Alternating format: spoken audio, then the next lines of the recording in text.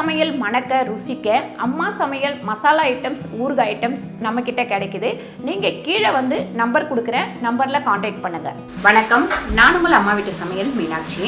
எப்போவுமே நம்ம சோஃபா வாங்கும்போது கொஞ்சம் யோசித்து கரெக்டாக வாங்கினா தான் நல்லது. வீட்டுக்கு அழகாக இருக்குதுன்னு சொல்லிட்டு லைட் கலர் வாங்கினோம் அப்படின்னா அதை க்ளீன் பண்ணுறதே நமக்கு ஒரு வேலையாக போயிடும். அந்த மாதிரி தான் நானும் வந்து சோஃபா வாங்கும்போது கொஞ்சம் லைட் கலராக இருந்தால் லுக்காக இருக்கும் அப்படின்னு சொல்லிட்டு வாங்கிட்டோம். இப்போ அதெல்லாம் க்ளீன் பண்ணுறது கொஞ்சம் கஷ்டமாக தான் இருக்குது. இன்றைக்கி வந்து நான் அதை எப்படி க்ளீன் பண்ணுறது அப்படின்னு சொல்லிட்டு செஞ்சு காட்ட போகிறேன். வாங்க.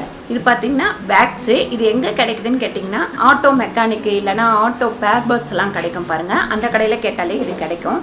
இது வந்து காட்டன், இது ஆர்டர்ஸ்லேயே கிடைக்குது. காட்டன் கேட்டிங்கன்னா தருவாங்க. அதுக்கப்புறம் இது டின்னர். இதை வச்சு தான் நான் இன்றைக்கி வந்து க்ளீன் பண்ண போகிறேன். எப்படி பண்ணுறதுன்னு பார்க்கலாமா. ஃபஸ்ட்டு வந்து இந்த காட்டனில் நம்ம இந்த தின்னரை வந்து இப்படி நனைச்சிக்கலாம். லைட்டாக வந்து நனைச்சிப்போம். ரொம்ப வந்து எடுத்துடாதீங்க, கம்மியாக எடுத்தால் போதும். உடனே மூடிடுங்க. அதுக்கப்புறம் இந்த லிக்விடு இந்த மாதிரி கொஞ்சமாக இந்த மாதிரி இப்படி புழிஞ்சிக்கோங்க. நல்லா இந்த மாதிரி தேய்ச்சி விட்டுக்கோங்க. பாருங்கள், இந்த ஓரத்துலேருந்து இப்படி தேய்ச்சிட்டே வரலாம் நம்ம.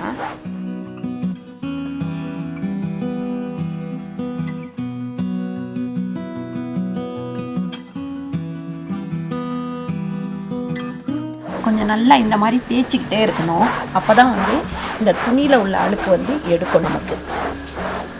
பாருங்கள், நல்ல இந்த ஒயிட்டாக இருந்த இந்த காட்டன் வந்து எப்படி அழுக்காயிடுச்சு, அதில் உள்ள அழுக்கு ஃபுல்லாக எடுத்துரும். நல்லா இந்த மாதிரி வச்சு நீங்கள் தேய்ச்சி க்ளீன் பண்ணலாம். ஒரே இடத்துல 2-3 முறை நல்லா தேய்க்கணும். கொஞ்சம் நல்லாவே நீங்கள் வந்து அழுத்தி தேய்ங்க.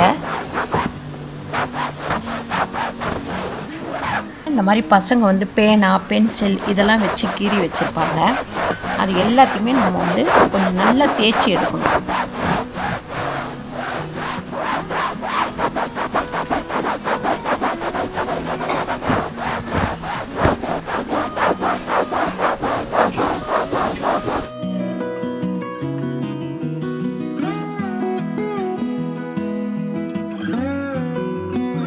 கொஞ்சம் அழுக்கான உடனே வேற வந்து காட்டன் எடுத்துக்கலாம்.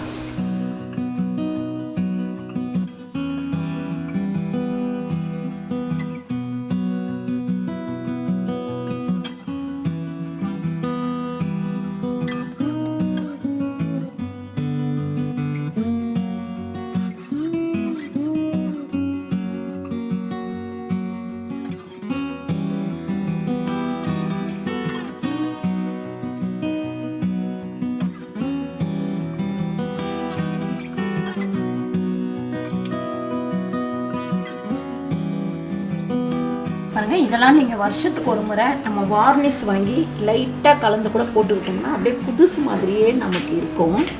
இந்த சைடில் கூட கொஞ்சம் நல்லா தொடச்சி விட்டுடலாம்.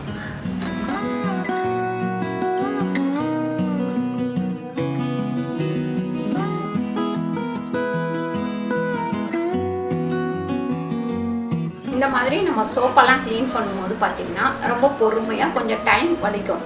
அதாவது பொறுமையாக நிதானமாக நம்ம வந்து தொடச்சோம்னா தான் அதில் உள்ள அழுக்கு ஃபுல்லாக எடுத்துரும். இந்த மாதிரி மாதத்துக்கு ஒரு முறை கூட நம்ம பண்ணிக்கலாம்.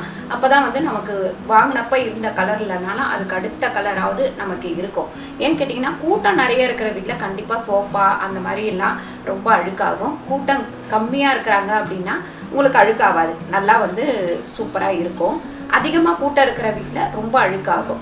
அதனால் அதுக்கேற்ற மாதிரி இதை நீங்கள் யூஸ் பண்ணிக்கோங்க. அதுலேருந்து வந்து பேனா கரை, பென்சில் கரை அந்த மாதிரி எல்லாமே நல்லா சூப்பராக போகுது. துணியில் உள்ள கிளாத் மட்டும் கிடையாது, லெதரில் உள்ள சோஃபா கூட நமக்கு அந்த மாதிரி பசங்க பெயிண்ட் கொட்டிடும், இல்லை நகைப்பாலிஸ் கொட்டிடும் அப்படின்னா பேனாவில் எழுதி வச்சுருப்பாங்க, பென்சிலில் எழுதி வச்சுருப்பாங்க, கலர் பண்ணுவாங்க, அது ஊற்றிடுவாங்க. அது எல்லாமே இந்த மாதிரி இந்த 2 லிக்விடும் வச்சு அழகாக நம்ம எடுத்து விட்டுடலாம். க்ளீனாக இருக்கும்.